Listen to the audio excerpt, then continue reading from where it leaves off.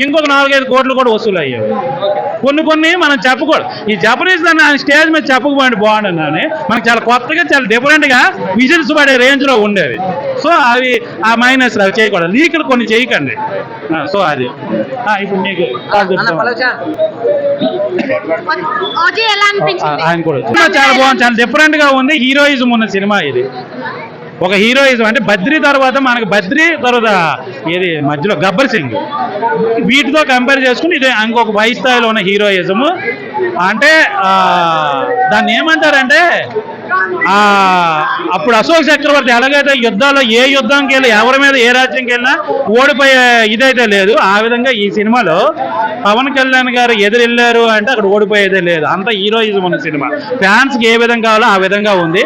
నాకు చాలా రోజులకి అంటే మీకు చాలా మందికి తెలియదు అబ్బా, ఇక్కడికి వచ్చి మైకులు పట్టుకునే వాళ్ళు మీకు చాలా మంది ఐ థింక్ 25 లోపు ఉంటుంది మీకు అందరికీ, కాబట్టి చాలా మందికి తెలియదు. కానీ బాషా సినిమా రజనీకాంత్ గారిని చాలా మెట్టు పైకి పెట్టేసింది.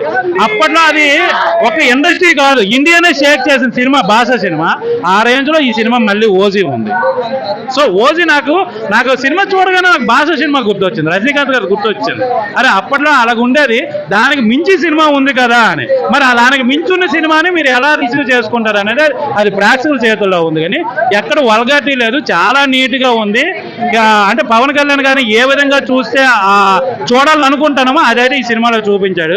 నిజానికి చెప్పాలంటే సుజిత్ నాకు ఇది బాహుబలి తర్వాత సాహో తీసిన తర్వాత నేను కొద్దిగా డిసప్పాయింట్ అయ్యాను. ఎందుకంటే బాహుబలి అక్కడ పెట్టిన ప్రభాస్ని ఎందుకో తగ్గించేశాడా ఈయన అని అనిపించింది. అంటే అది బిఫోర్ తీసున్నా బాగుండును, లేకపోతే కొద్ది రోజులు గ్యాప్ ఇచ్చి తీసున్నా బాగుండు. కానీ ఇమీడియట్గా వచ్చేటప్పుడు నాకు కొద్దిగా డిసప్పాయింట్ అయ్యాను నేను బేసిక్గా చెప్పాలి.